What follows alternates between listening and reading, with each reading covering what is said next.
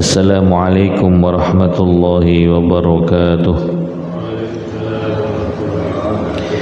Innal hamdalillah nahmaduhu wa nasta'inuhu wa nastaghfiruh wa na'udzu billahi min shururi anfusina wa min sayyiati a'malina.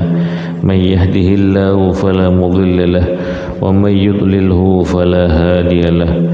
Asyhadu an la ilaha illallah wahdahu la syarika lah wa asyhadu anna Muhammadan abduhu wa rasuluh la nabiyya wa rasula ba'dah.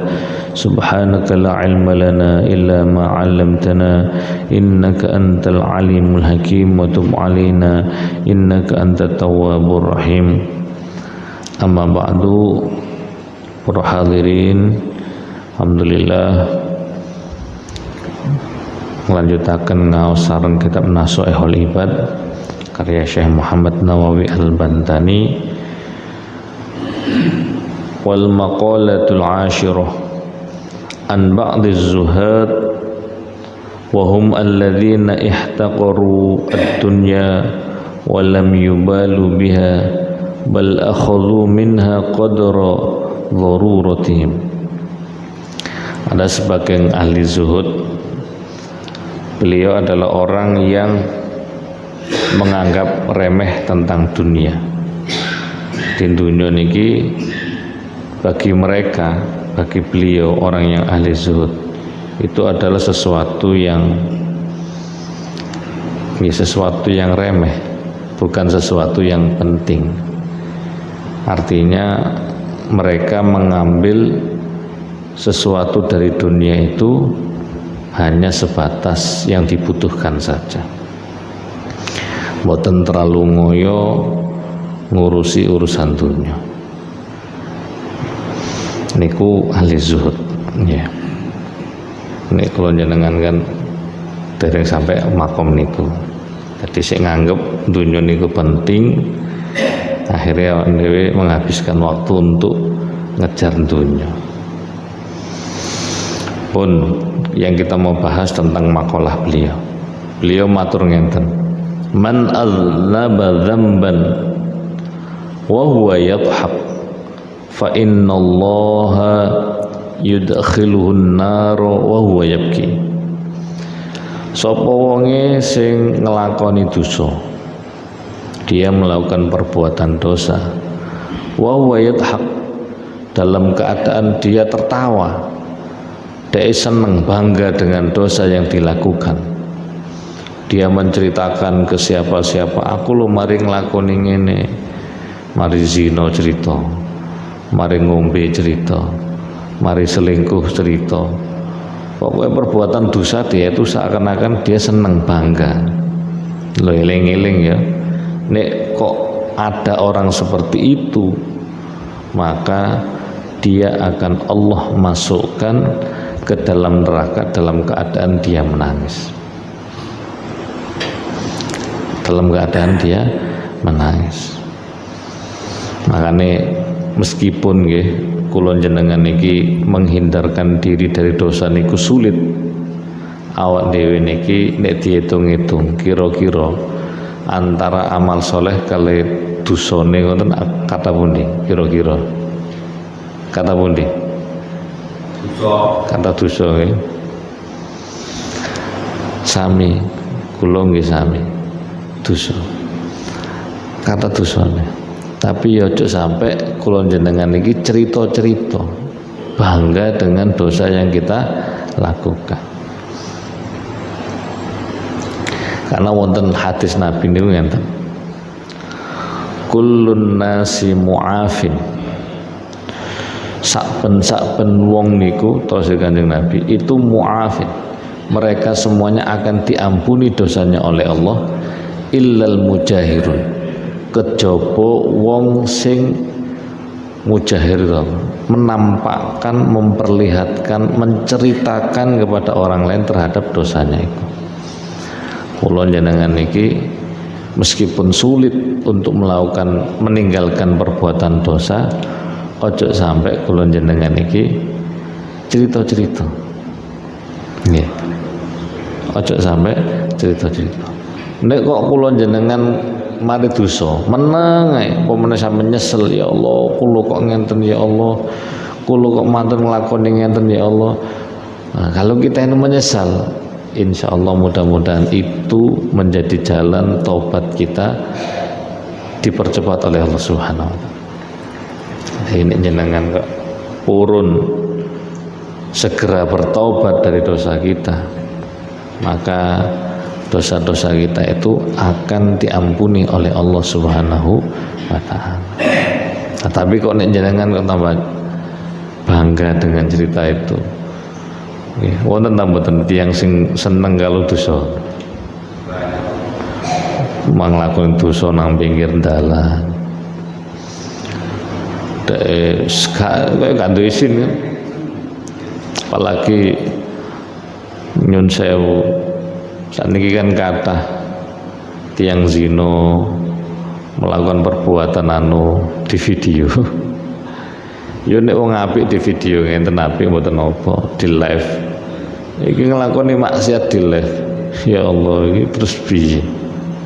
Nglakoni perbuatan dosa tapi ditampak-tampak mbek guyang-guyu. Oh, kilo hati-hati.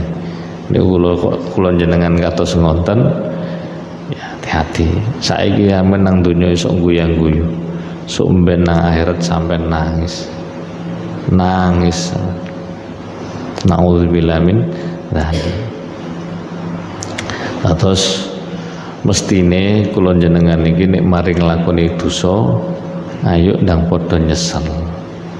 Wong nek nyesel ya gak mungkin cerita, gitu. Nek kula jenengan kok sik cerita ngomong nang wong, aku lu mari mbek iku misale, aku lu mari ngamar mbek iku, diomongno wong-wong kabeh kero kabeh. Ya hati-hati nggih. Berarti nek dosa meneng ae, nggih, diem saja. Ndak usah. Tapi aja diulangi mana. Aku nang zaman aku meneng ae rahasia. Sak rahasia-rahasiane nek Gusti Allah pengen buka, kebuka itu. Makanya kan kula jenengan iki nek dosa terus dorong dibuka ambek Gusti Allah dosa kula jenengan. Sampeyan kudu seneng, alhamdulillah, matur nuwun Gusti. Matur nuwun. Kita ini kelihatan mulia di hadapan orang lain karena Allah menutup dosa kita. Saya pribadi ngeten iki, jenengan purun mirengaken kula ngeten iki, soalnya Gusti Allah nutup dosa kula. Nek dosa kula niku dibuka mbek Gusti Allah, paling sampean gak gelem ngrungokno aku. Wah, ngedepres. Karena Allah menutup dosa-dosa saya, maka jenengan tasik purun mirengaken kula. Pun juga demikian dengan keluarga kita, teman kita, mau dekat dengan kita karena mereka tidak tahu tentang dosa-dosa kita. Lho Gusti Allah wis nutupi kados ngonten. Kok ya jenengan dhewe sing buka aib jenengan piyambak. Terus piye? Makanya salah satu doa itu yang biasa saya baca kalau subuh ngeten iki, Allahumma astur ummata sayyidan. Ya Allah tutup, ya Allah tutup tembel, ya tutup dosa-dosane niku lho, ojo sampai dibuka. Aib-aib niku lho, ojo sampai dibuka. Umat Sayyidina Muhammad Kanjeng Nabi niku nek saged ditutup. Nah. Pun. Jadi kita kalau berbuat dosa ampun dikandak-kandak wong. Ojo sampai kita bangga dengan dosa yang kita lakukan. Wa man ata'a wa huwa yabki. Sapa wong sing taat dan dia dalam keadaan menangis. Taat salat karo nangis, maca Quran karo nangis. Kenapa kok nangis? Hayaan minallah, karena izin karo Gusti Allah. Wa khaufan minhu, karena takut kepada Allah. Ala taksiri fitil qat'ah, karena sebab lemahnya, sebab terbatasnya ketaatan yang kita lakukan. Kula jenengan sholat, tapi sholat kita tidak khusyuk, kita semuanya sedekah misalkan, kadang dicampuri riya, itu sesuatu yang amal yang kita lakukan, ketaatan yang kita lakukan, tapi selalu terkikis dengan perbuatan-perbuatan, ketempelan perbuatan-perbuatan yang bisa mengurangi pahala itu. Kita menangis, ya Allah Gusti ngapunten Gusti kula salat yang saged khusyuk Gusti. Ya Allah Gusti ngapunten Gusti kula sedekah yang saged ikhlas 100% Gusti. Ngapunten Gusti kula niki maca Quran dereng saged lancar Gusti. Nah, jenengan kok nangis? Fa innallaha ta'ala yudkhiluhul jannah wa huwa yadhhak. Sampai kula jenengan kok kados ngoten, maka Allah akan memasukkan kita dalam surga dalam keadaan kita semuanya bahagia, tertawa. Alhamdulillah. Intine matur nek jenengan iki akeh guyu, banyak tertawa, banyak senenge nang donya. Maksudnya seneng dalam hal ini seneng ngelakoni dosa, hati-hati, itu akan menyebabkan kita menangis kelak di dalam neraka. Sebaliknya kalau kita jadi orang baik, kita banyak nangis untuk ketaatan kita, karena sebab lemahnya, banyaknya kelemahan dari ketaatan itu, maka Allah akan memasukkan surga kita dalam kondisi kita semuanya bahagia dan tertawa. Berarti kalau taat harus nangis nggih mboten juga, ya.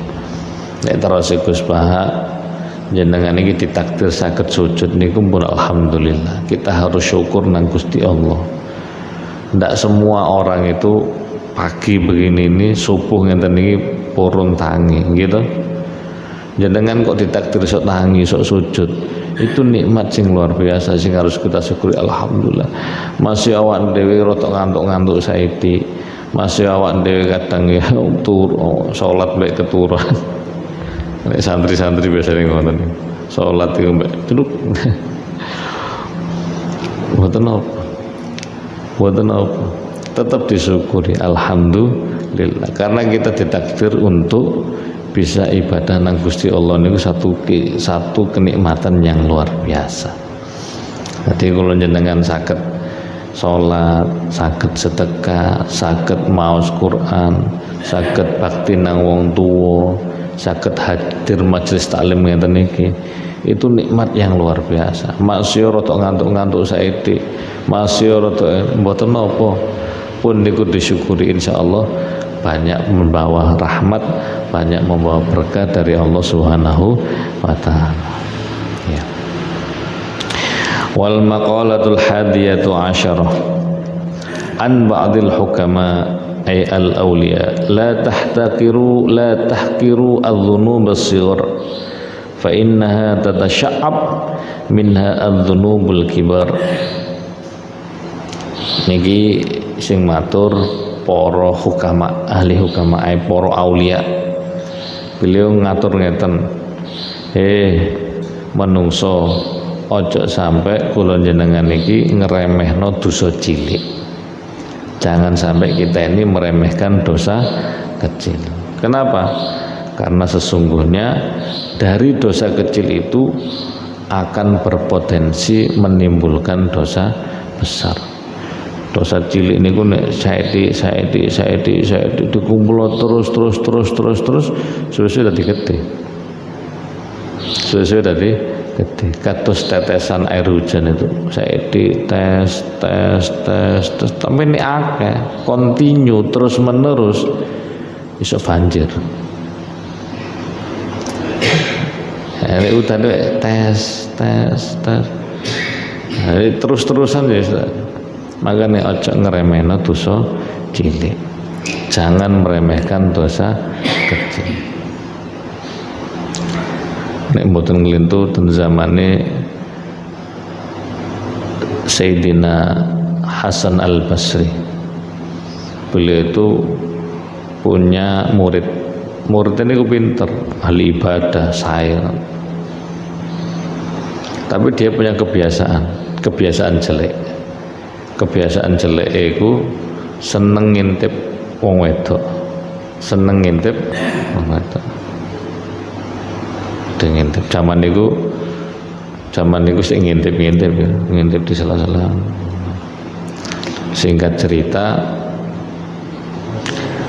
lari niki santri niki meninggal dunia dalam kondisi belum taubat kepada Allah Subhanahu wa taala, dan Allah memperlihatkan wajahnya muridnya itu saat meninggal, kondisi mukanya itu langsung hitam. Imam Hasan Al-Basri beliau mengatakan sambil menangis, ini santri yang selalu meremehkan dosa kecil. Nek dikandani mbek koncone, ya cok ngono, ala gak apa-apa dosa cilik ae. Ala gak apa-apa dosa cilik. Itu dosa cilik nek dilakoni terus-menerus itu akan mengakibatkan dosa besar, akan berefek menjadi dosa besar. Dan kalau pun ati serius, wonten seorang muadzin, tiang adzan, tukang adzan itu saya tahu, beliaunya muadzin, kadang ngimami sholat dan lain sebagainya. Sebelum beliau kapundhut, sebelum beliau meninggal dunia, beliau itu minta diambilkan Al-Quran,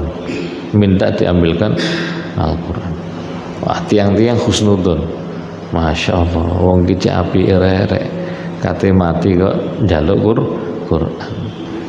Orang-orang mengira bahwa orang ini akan membaca Quran. Ternyata yang terjadi sebaliknya.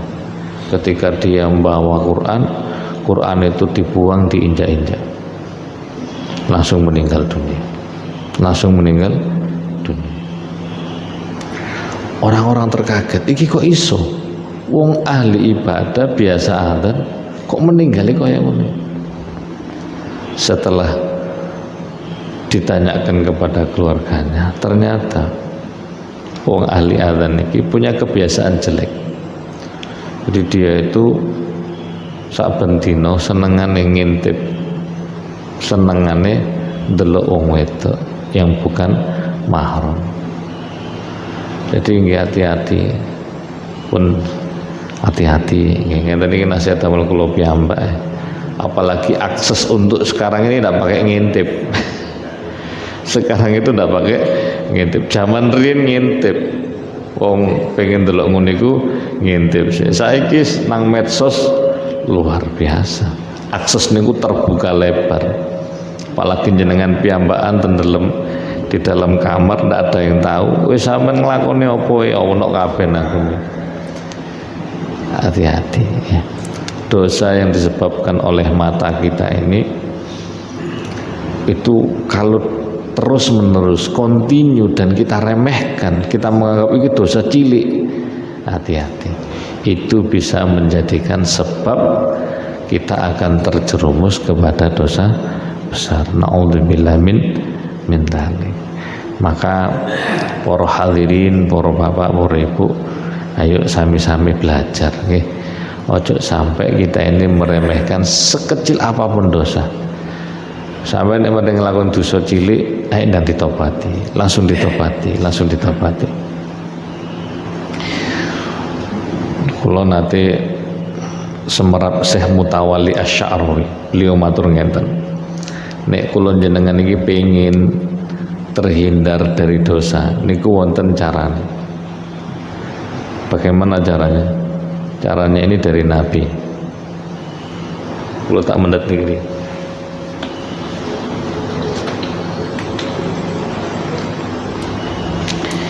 Terus Syekh Mutawalli Asy-Sya'rawi, jenengan niki nek badhe minum, mulai dengan membaca bismillah. Jadi minum itu aja langsung kentek mboten nggih. Jadi minum niku caranya ya nek terus guru-guru idza syaraba alaikum falyamussa. Nek sampean ngombe ku nek sok diseruput nek atas jenengan ngombe kopi niku. Ya, jadi ngombe niku srut ngono. Jadi bismillahirrahmanirrahim. Alhamdulillah. Minum lagi, bismillahirrahmanirrahim. Alhamdulillah. Minum lagi, bismillahirrahmanirrahim. Alhamdulillah. Jadi cara minum itu kata beliau ngoten niki saking Kanjeng Nabi. Kalau kita minum dengan cara begini, bismillahirrahmanirrahim, alhamdulillah, bismillahirrahmanirrahim, alhamdulillah, maka selama air itu ada pada diri kita, maka air itu menjadi penghalang kita untuk melakukan dosa. Jadi nafsu kita, hawa kita itu akan diempet, kita tidak akan melakukan perbuatan dosa. Ya, cobi mawon nggih dipraktekno. Memang kita ini zaman akhir ngenten iki ngindarkan diri dari dosa niku apa? Pemene kula jenengan sing seneng ngenten iki, seneng setan gepeng ngenten iki. Setan gepeng, seneng buka medsos, seneng buka nopo mau TikTok dan lain sebagainya. Wangel terhindar dari dosa niku wangel. Maka agar kita selamat, ayo kita berusaha menghindarkan diri kita dengan cara tadi. Bismillahirrahmanirrahim. Bismillahirrahmanirrahim. Jadi boten ket bismillahirrahmanirrahim. Entek mari alhamdulillah. Nggih niku nggih pun sae. Tapi nek terus Syekh Muntawalil Sarawi Kanjeng Nabi mboten ngoten. Caranya minum sedikit-sedikit. Bismillahirrahmanirrahim. Bismillahirrahmanirrahim. Mantap. Jadi ojo sampai kula jenengan iki ngremehno dosa cilik nggih. Setunggal malih. Al-maqalatu tsaniyata asyar. Al-maqalatu tsaniyatu asyarata. Makalah ingkang kaping 12 anin Nabi sallallahu alaihi wasallam, la saghirata ma'al israr. Tidak ada dosa kecil kalau itu dilakukan terus-menerus. Di dosa cilik itu gak ono nek sampean nglakoni continue. Seperti yang saya jelaskan tadi. Sampai nek nglakoni dosa cilik terus itu dadi dosa gede. Maka itu bukan dosa kecil. Fa innaha bil muwadhafa 'alaiha ta'dhumu fatasiru kabirah. Karena melakukan dosa secara kontinu terus menerus itu bisa menjadikan dosa itu menjadi besar. Ya.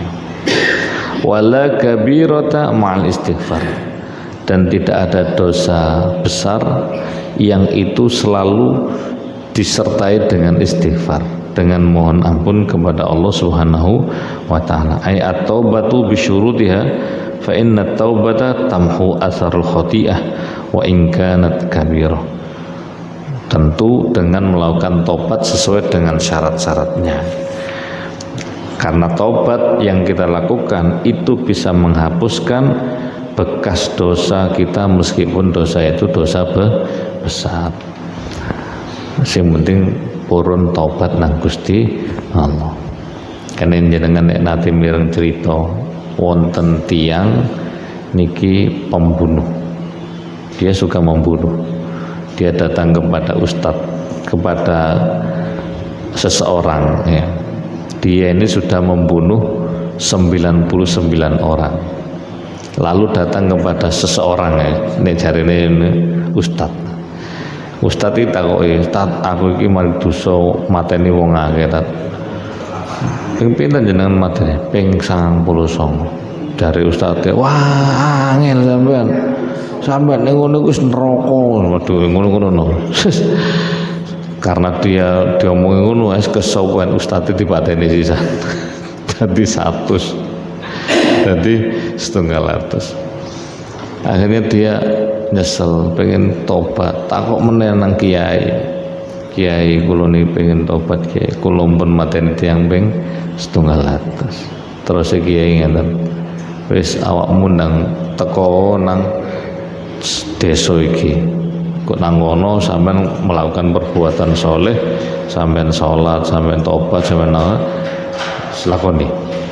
Ternyata orang ini berjalan dari tempatnya kiai itu menuju ke desa yang ditunjukkan sang kiai. Setelah berjalan beberapa kilo, ternyata orang ini kelelahan dan meninggal dunia. Akhirnya ada dua malaikat turun, ada malaikatul azab, ada malaikatul rahmat. Malaikat azab dan malaikat rahmat turun barengan. Akhirnya mereka berunding, ki piye iki?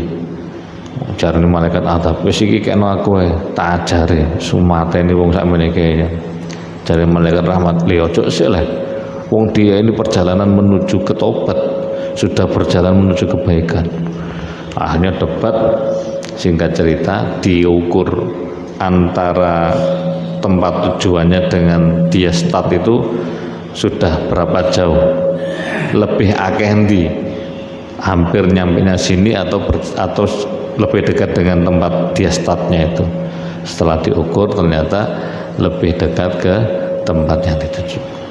Akhirnya dia mendapatkan ampunan dari Allah Subhanahu wa ta'ala. Artinya sebesar apapun dosa yang pernah kita lakukan, asalkan kita mau tobat kepada Allah, insya Allah Allah akan menerima tobat kita. Mangane kula jenengan iki nek saged nggih, ayo sering-sering tobat. Sampai kapan? Sampai kita kembali kepada Allah Subhanahu wa ta'ala. Banyak baca istighfar, banyak suruh tobat. Itu kan yang pertama kita harus nyesel. Harus nyesel. Nek sampean kok tobat tapi gak nyesel, berarti durung tobat. Aku wis tobat aku. Lah sampean nyesel gak? Iya biasa ya, lu durung berarti. Sampean nyesel. Sampean semerap nyesel ya. Nyesel iku sesuatu sing sampean tuh, andai kan saya tidak melakukan itu, saya pasti gak begini gitu. Nyesel.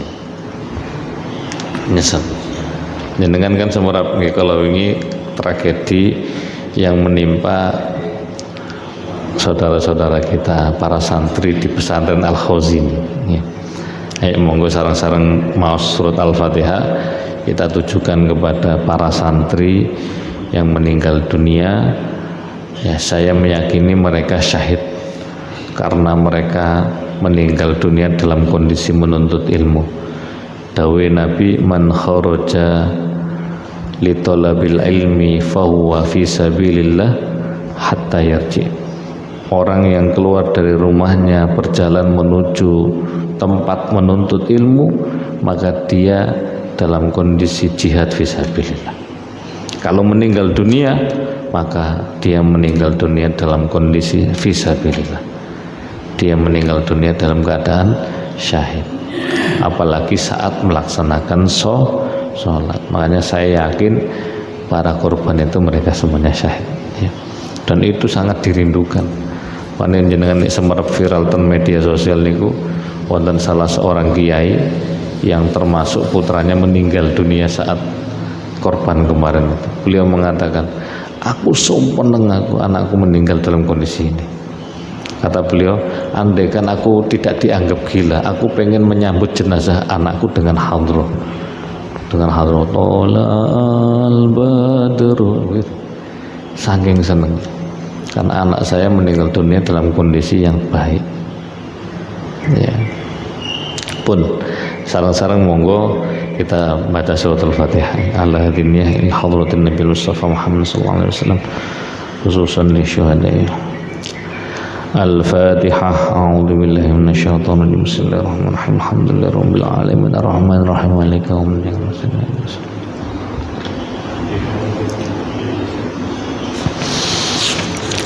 Jadi yang pertama nyesel.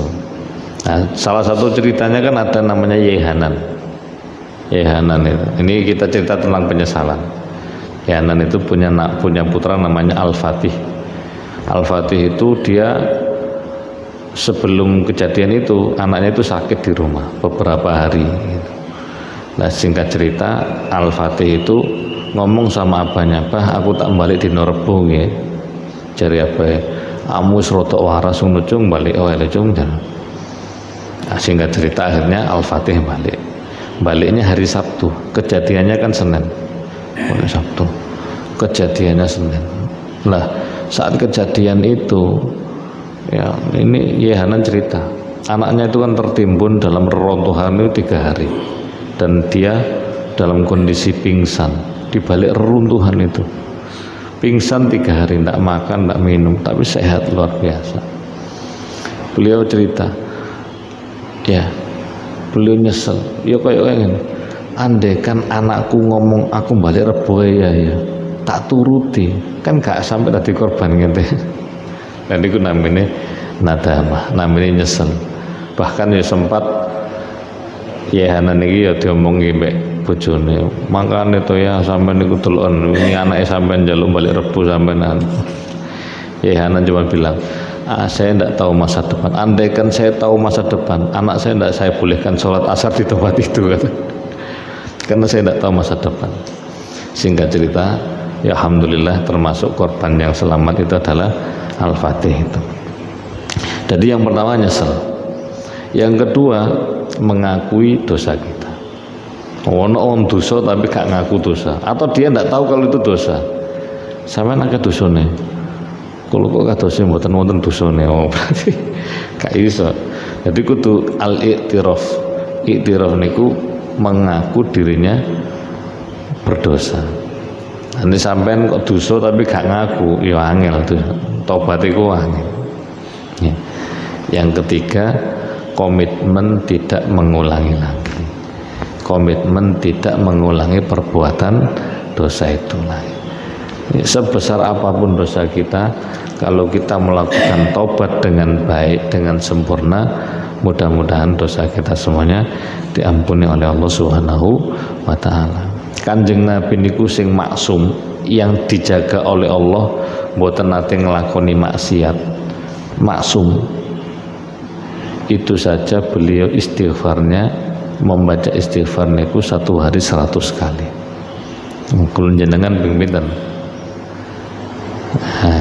Kalau bisa kita ini minimal kados Kanjeng Nabi pinten 100 minimal. Saged ya lebih lah dosane awak dhewe luwih akeh nggih nek saged. Sampun niku mawon pun jam gangsal, ini kurang nek ten jam kula ten HP kula niki kurang 5 menit terbit matahari. Silahkan kalau ada yang mau ditanyakan monggo.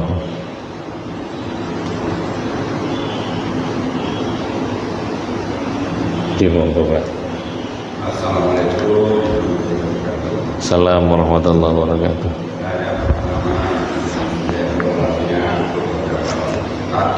Dan jamaahnya yang hari ini semoga sehat walafiat. Amin amin.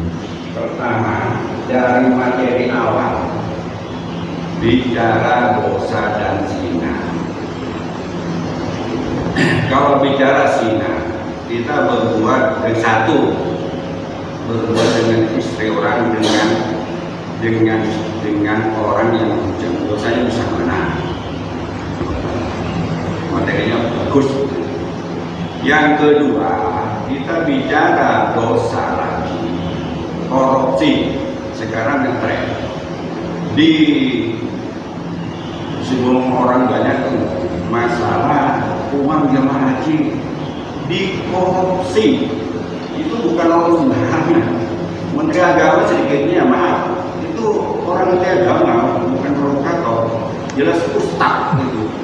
Dosanya gimana maksudnya? Atau antara berbuat kita maling dengan berbuat seperti itu besar apa enggak? Yang ketiga,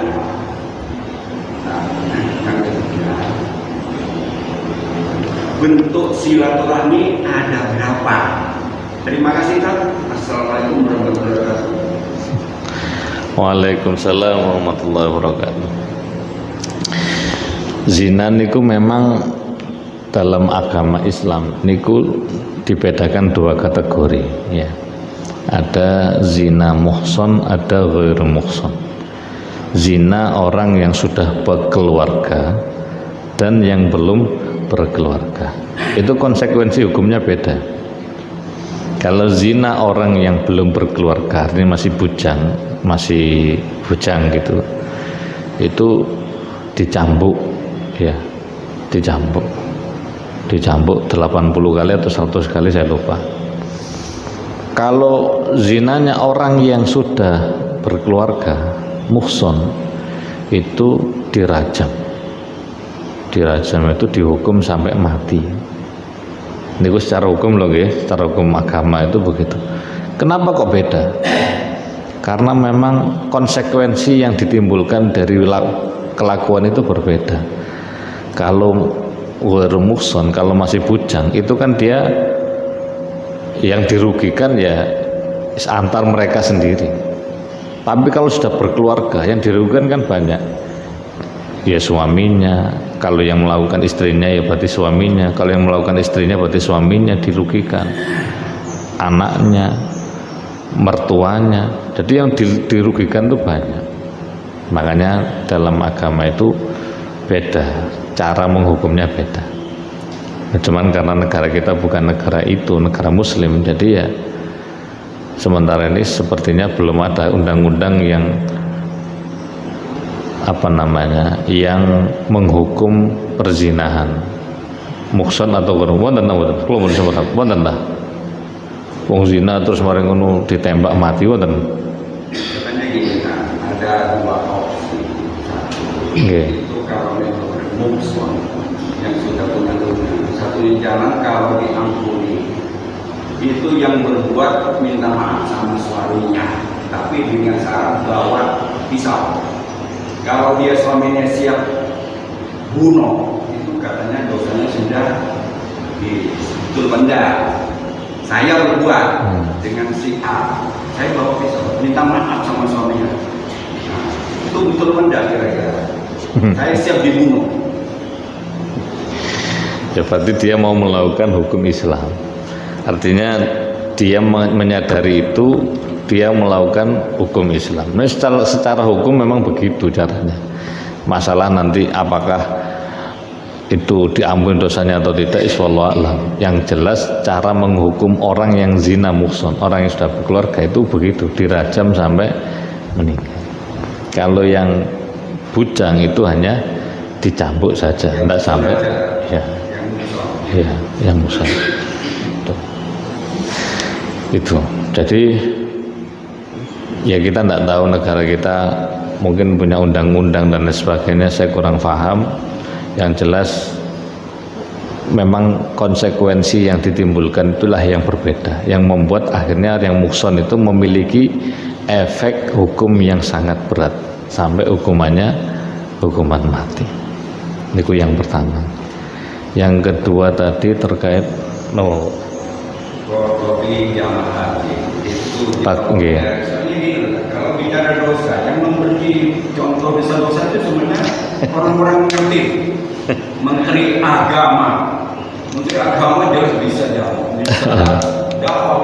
Hanya dia bisa menyampaikan, tapi kalau udah kopi enak aja.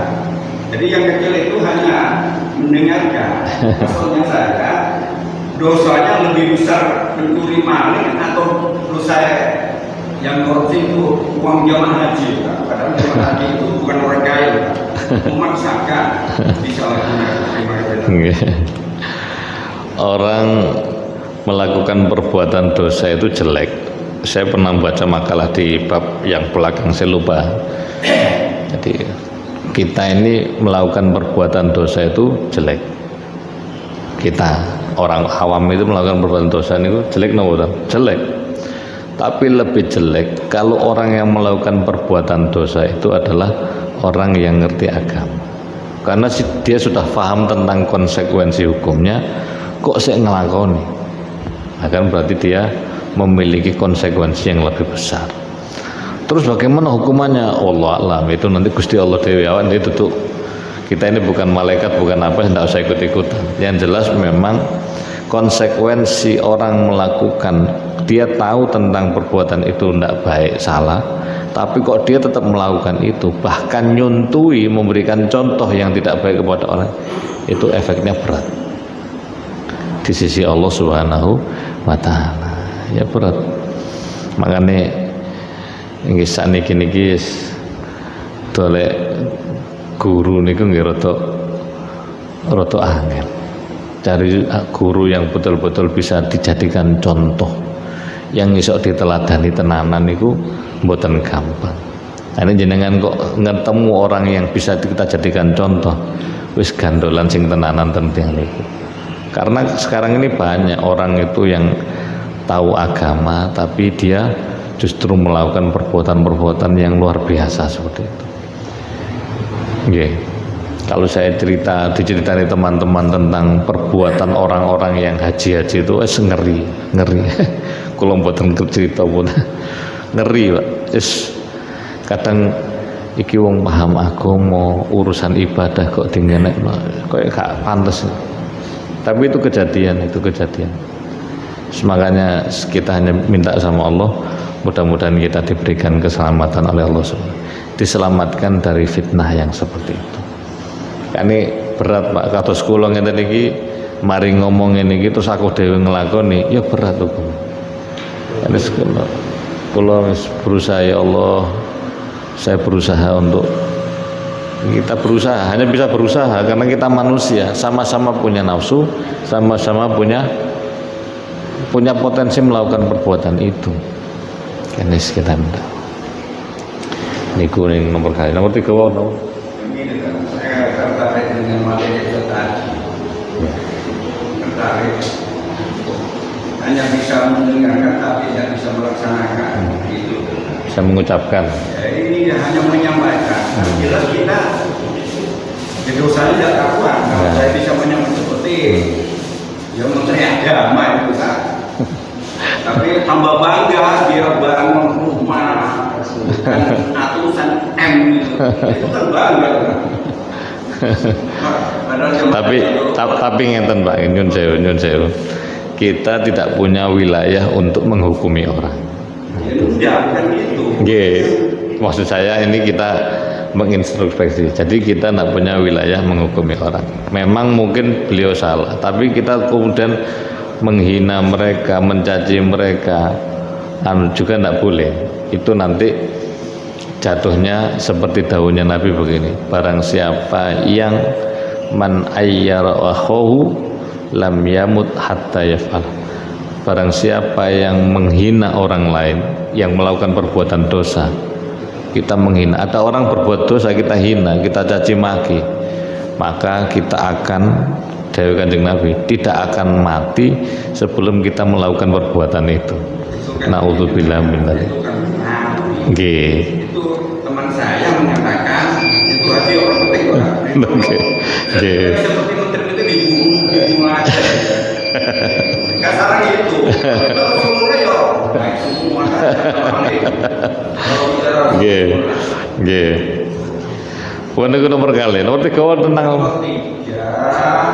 bentuk silaturahmi itu ada berapa? Silaturahmi itu sebenarnya adalah menyambung hubungan rahim yang ada kaitannya dengan dengan keturunan biologis. Karena itu yang berat. Ya kadang seringkali kita ini baik dengan teman, baik dengan tetangga, baik ya boleh baik, tapi dengan keluarga yang satu darah dengan kita itu jauh lebih berat.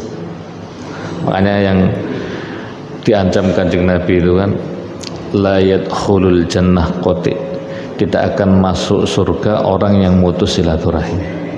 Jadi mutus silaturahmi niku dosa besar. Ya, tidak akan masuk surga orang yang suka memutus dan silaturahmi itu adalah terkaitan dengan dengan biologis.